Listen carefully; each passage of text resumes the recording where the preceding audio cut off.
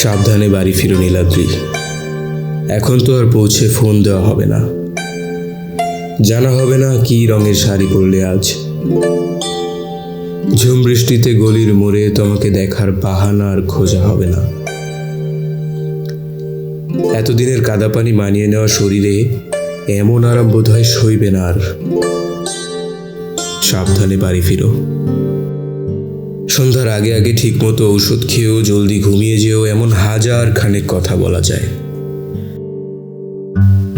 তবে কথাগুলো তোমার রুক্ষ কংক্রিটের দেয়াল ভেদ করতে পারে না, ছুঁতে পারে না তোমার পাতাবাহার চোখ। আর সরাসরি নয়, এবার বরং এলাকা বদলাবো।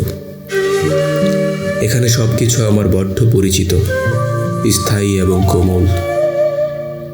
এখানে মাতাল হলে, চোখ লাল হলে ওরা বুঝে যাবে তুমি পদ্মা নদীর মতো আমার সর্বস্ব কেড়ে নিয়েছ। আমি বিলীন হয়ে গেছি, আমি বিলীন হয়ে গেছি এক প্রকাণ্ড অস্তিত্বের ভেতর, যেখানে প্রকৃত অর্থে আমার কোনো অস্তিত্ব নেই। এই ভরা ময়দান করুণা ভরে আমার চোখে চোখ রাখবে, এ আমি চাই না। নীলাদ্রি, বর্ষা প্রায় শেষ হয়ে এলো, আর মাত্র কয়েকটা দিন, তারপর এই রাস্তায় আর পানি জমবে না। বিরক্তি চোখে চোখ নিয়ে আর আমার দিকে তখন তুমি তাকাতে পারবে না, আর বলতে পারবে না বেকার ছেলে রিক্সা চালাও, তবুও তো 2 পয়সা লাভ হয়। আমি এখনো বেকার, জানো তো। বেকারত্বই আমার পেশা।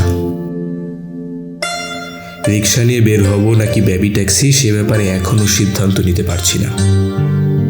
আমি তো কবিদের শিশু, বুড়িগঙ্গার মতো প্রাচীন। সুইসাইডাল বোমারুর হাসি আর ব্রেক ফেল করা গাড়ির শো শো শব্দে ছুটে চলা। বুনো ঘাসের মতো আমাকে মারিয়ে যাওয়া দিব্যি সহজ এবং স্বাভাবিক। প্রবাহমান নদীর নিরন্তর সমুদ্রের দিকে ছুটে চলা, এসব বোঝা বড়ই কঠিন ও বিলাসবহুল।